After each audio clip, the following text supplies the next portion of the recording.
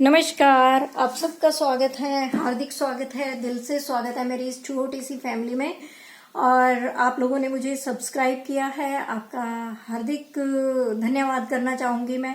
आज मैं एक लव रीडिंग लेकर आई हूँ। पहले मैंने ये रीडिंग शूट की थी, लेकिन किसी वजह से वो उसमें प्रॉब्लम आई और मुझे पूरा स्प्रेड उठाना ठीक नहीं लगा। ठीक है, तो मैंने सोचा कि अभी मैं क्या कर सकती हूँ। अभी मैं कुछ भी नहीं कर सकती क्योंकि समय बहुत लग जाता है वीडियो को दोबारा से शूट करने में, और जो मैसेज पहली बार में निकलते हैं ना, वैसे मैसेज जो हैं बार बार नहीं निकल पाते हैं। तो मुझे रीडिंग को बजाय इसके कि मैं रीडिंग को थोड़ा सा इधर उधर करूं, दोबारा से नए सिरे से करूं, लगा कि कार्ड्स मेरा स्प्रेड लगा हुआ है तो मैं इसी पर आपको बता देती हूँ। लेकिन मैं आपको यहाँ पर एक डिस्क्लेमर देना चाहूंगी कि ये एक लव रीडिंग है और यूट्यूब सभी तरह की टैरो कार्ड रीडिंग्स को एंटरटेनमेंट की श्रेणी में रखता है। ये आपसे रेजोनेट हो भी सकती है, नहीं भी हो सकती है। हो सकता है पूरी रीडिंग आपको रेजोनेट करे, हो सकता है कि इसमें से थोड़ा आपको रेजोनेट करे, थोड़ा नहीं करे। जो करे उसे रख लीजिएगा, जो पॉजिटिव लगे अच्छा लगे उसे रख लीजिएगा, और जो पॉजिटिव नहीं लगे अच्छा नहीं लगे उसे छोड़ दीजिएगा। हो सकता है वो चीजें आपके लिए ना होकर किसी और के लिए हो।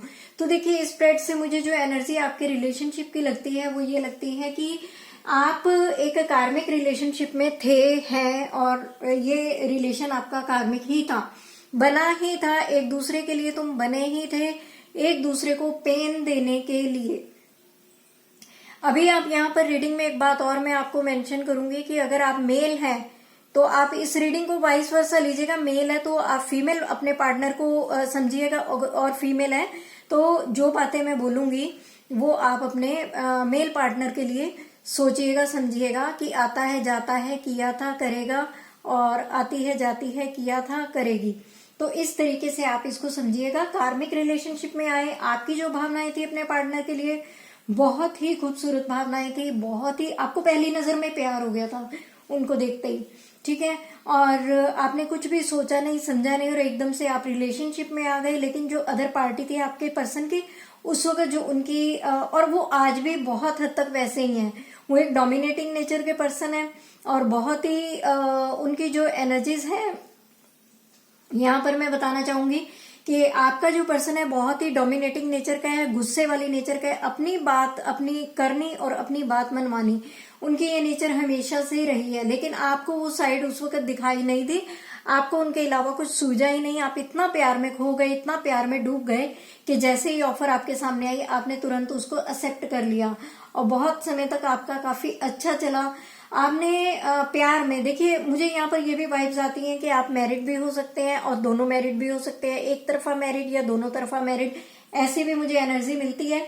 बहुत समय आपका बहुत अच्छे से एंजॉय करता हुआ बीता। लेकिन जो आपके पर्सन है, मुझे लगता है कि थोड़ा सा वो नार्किसिस्ट टाइप के थे, तो उन्होंने बीच बीच में आपको बहुत ट्रॉमा भी दिए इस रिलेशन में, जैसे कि ऑन ऑफ हो जाना, बार बार आना जाना, और इस तरीके से करके, और जिसको आपको बर्दाश्त करना आपके हद से बाहर था, हद से बाहर, सीमा से बाहर। इतना आपने इस रिलेशन में पेन फील किया।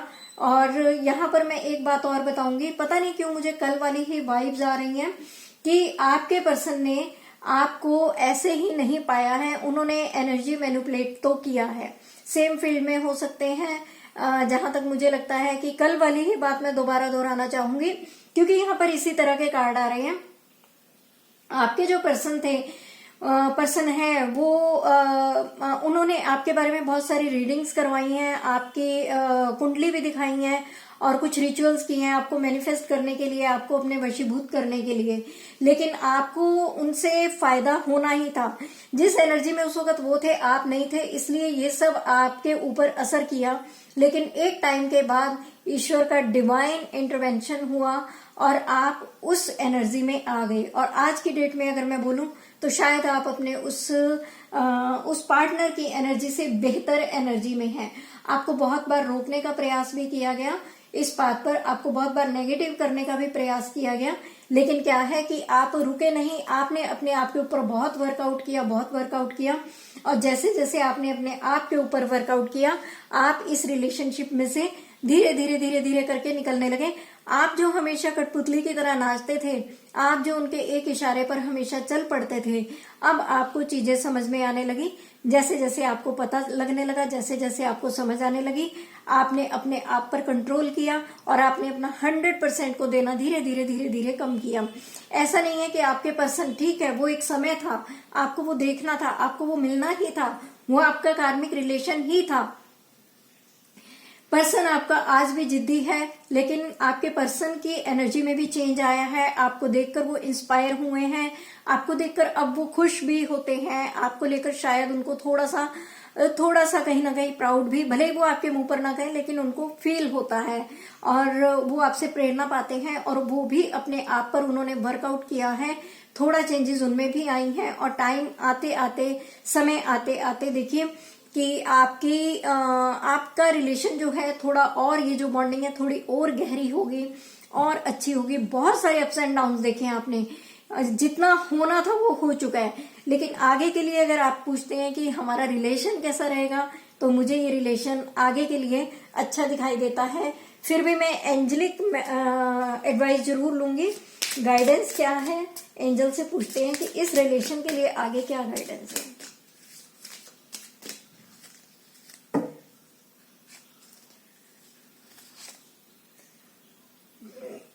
देखिए, एंजल्स भी वही कह रहे हैं, फॉरगिविंग एंड लर्निंग, यानी कि एक दूसरे को आप माफ कीजिए और जो लेसन आपने लाइफ में सीखने थे आप वो सीख चुके हैं। As you release and heal the past you experience more love in your present moments. So जितना ज्यादा आप एक दूसरे को माफ करेंगे और एक दूसरे की गलतियों को और कमियों को अपने मन से आप रिलीज करेंगे, अपनी लाइफ से रिलीज करेंगे, आप इस रिश्ते में और भी ज्यादा गहरा प्यार पनपता हुआ देखेंगे।